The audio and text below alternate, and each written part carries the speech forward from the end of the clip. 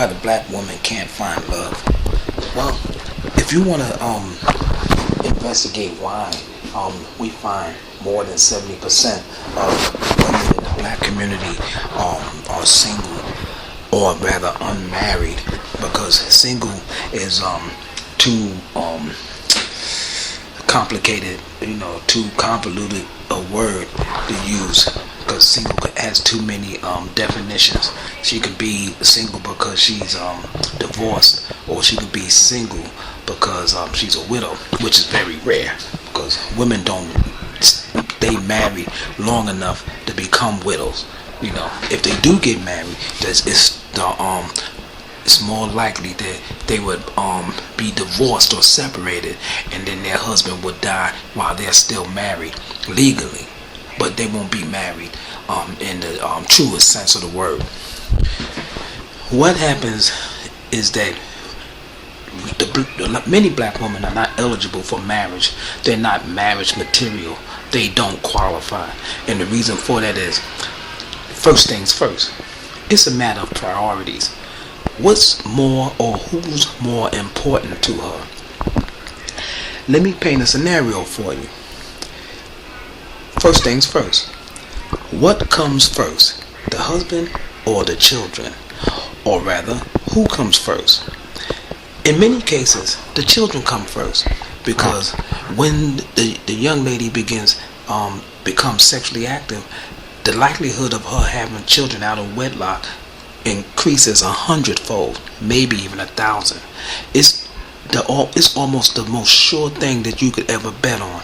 If she starts having sex when she's 12, 13 years old, you can best bet that she is going to have a child before she's 16 or 17.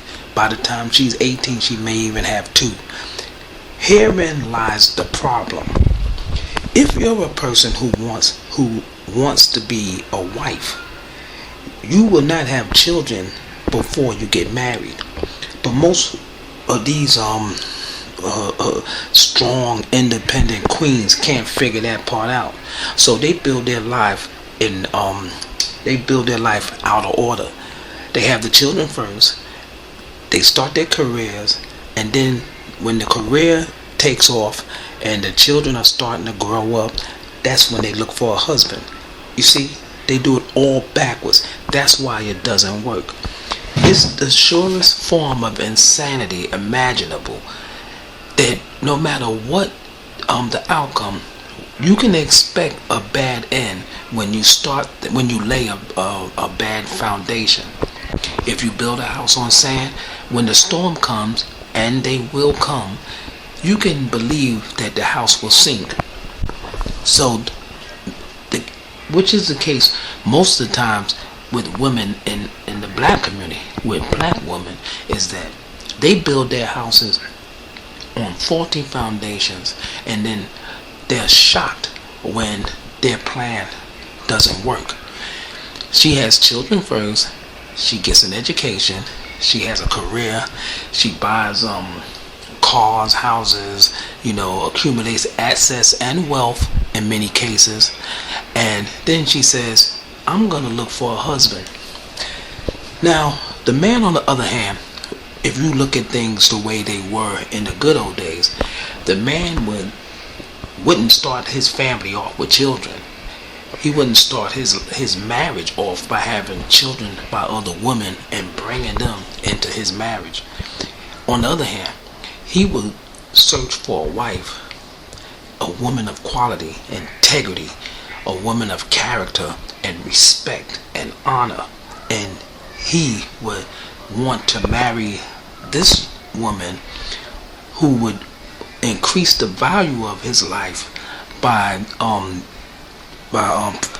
preserving herself and giving him a good reputation. When a man marries a whore, his reputation is shot. If he dates a whore, his reputation is shot. He becomes a subject of ridicule. But if you go beyond that, to have children by a known whore is a low down dirty shame. This is the case in many relationships, the women think that they qualify for marriage by being sluts.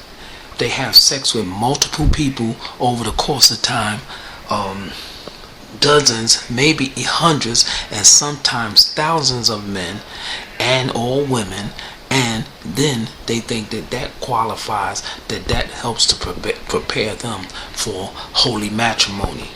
They're sorely mistaken. This is why many black women remain single. Never mind the fact that they're not married, because the majority of them, if you go by what we see on the social media sites like YouTube and even on primetime television, you'll see that many of them are just out of their damn minds. And if you marry a crazy person, yeah, well, it won't be long before you become insane too. This is Vanguard for Keeps with the Mantle of Valor. Wear it if you can.